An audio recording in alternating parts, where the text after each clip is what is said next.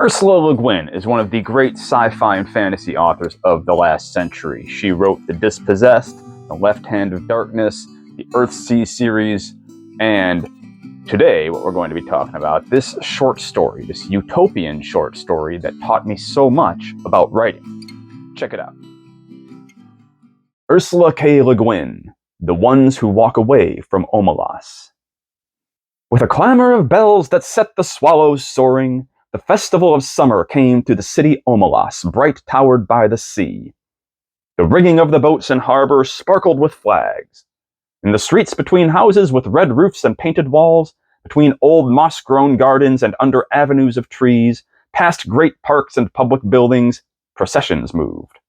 Some were decorous, old people in long stiff robes of mauve and gray, grave master workmen, quiet, merry women carrying their babies and chatting as they walked. Joyous! How is one to tell about joy? How describe the citizens of Omelas? They were not simple folk, you see, though they were happy. But we do not say the words of cheer much anymore. All smiles have become archaic. Omelas sounds in my words like a city in a fairy tale, long ago and far away, once upon a time. Perhaps it would be best if you imagined it as your own fancy bids, assuming it will rise to the occasion, for certainly I cannot suit you all. We've gone from ironic dystopia to beautiful utopia, with a cost. Le Guin's attempt to get us to believe in the possibility of a perfect city makes use of a unique point of view, the limited, omniscient narrator. And she claims her omniscience and her fallibility all at once when she throws the responsibility upon her readers to create the city for ourselves. But my God, Le Guin's prose, her use of assonance and consonance and alliteration, and her mix of simple and more complex sentences and sentence structures, and the way her sentences just roll and tumble over each other in such a gorgeous tapestry. The mix of musicality and vivid imagery is just brilliant. I'll sometimes try to imitate Le Guin's style as a writing exercise in writing a descriptive paragraph or two. And it always comes out too ornate, comes out too flowery for me. But when I go back to writing in my own voice, some aspects of that stick with me and my description improves.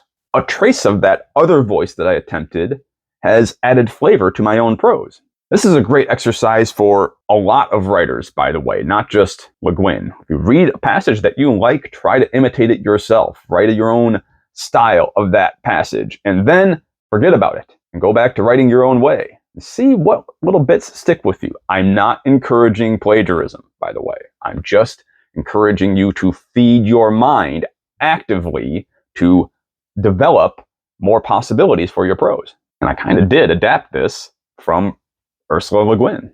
Omelas is less a story than it is a vignette. It's the exploration of an idea. There's no characters, there's no journey or story arc to really follow. But there is a structure to the story, beyond the detached point of view and the exploratory narrative voice, which are great devices to try in your own stories, by the way. This structure is another big takeaway that inspired my writing. Even without a character to follow and root for, Le Guin still propels the reader forward through beginning, middle, and end via the gradual reveal of information. It's the clever play with mystery that keeps us compelled. In Omelas, we explore the city from top to bottom, literally, the very bottom. That's the order in which the story is told. And it's from that bottom at the climax that the twist comes in that leaves readers thinking and talking about this story for ages. To support that, I first read this story in a philosophy and science fiction class years and years ago in my undergrad days in the early 2000s, and we argued about this story for days in that class. It was that good. So read it and see what you can glean about voice, structure, and the gradual unraveling of mystery. So that's The Ones Who Walk Away from Omelas. Highly recommend you read that one. It's anthologized all over the place. Go ahead and pick it up. Let me know what you think down in the comments. Make sure you like the video, subscribe to the channel, and consider becoming a member for a cheap price. You get some extra stuff and you help support me. I would appreciate it a million times over. Thank you again so much to my current members. Thank you guys for watching this. Until next time, watch out for utopian thinking. Good luck and good writing. Peace.